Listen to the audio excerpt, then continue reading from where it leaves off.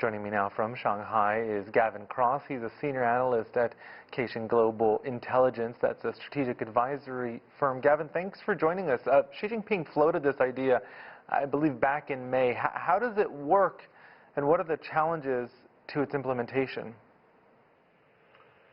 Thanks for having me on. So the main idea of the strategy, like you said, is about reorienting China's economy toward the domestic market and trying to rely on the scale of China's market and put existing economic resources to better use with a combination of both import substitution or more self-sufficiency and expansion of domestic demand.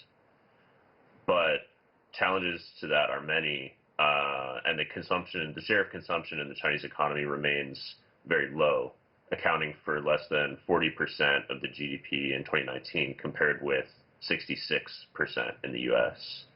How is dual circulation different than what Deng Xiaoping introduced decades ago, what was called the Great International Circulation?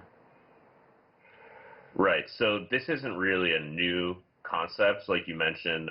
There have also been other points in time that there's been an emphasis on this kind of domestic circulation or expansion of domestic demand, including during the 1998 financial crisis and 2008 financial crisis, as well as in 2014 when exports started to slow.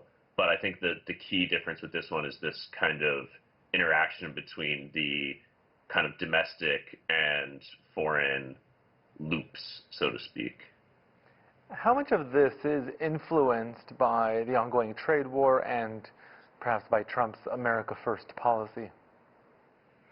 I would say that, as we just discussed, that the strain in U.S.-China relations didn't really create this concept, but I would say that its current rollout is definitely timely, given the kind of strain on trade, as well as both from a political kind of angle as well as from the pandemic, that there's been a kind of reduction in external demand and greater focus on sufficiency of supply chains, self-sufficiency.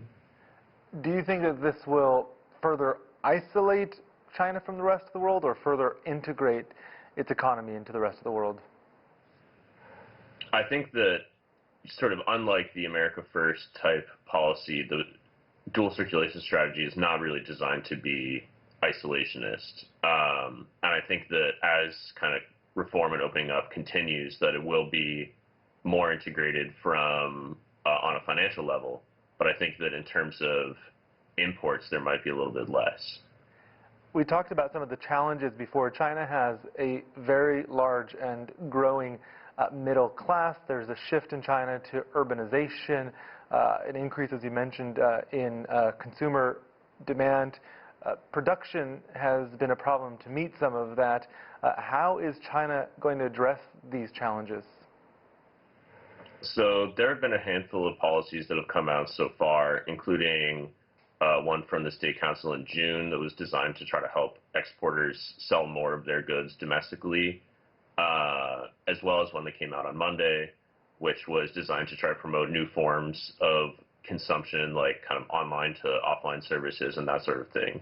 But I think that the real challenge is more on the demand side, trying to increase people's income, which requires more difficult reforms in terms of redistributing wealth and expanding the social safety net. Gavin Cross from Caixin Global Intelligence, thanks so much for joining us.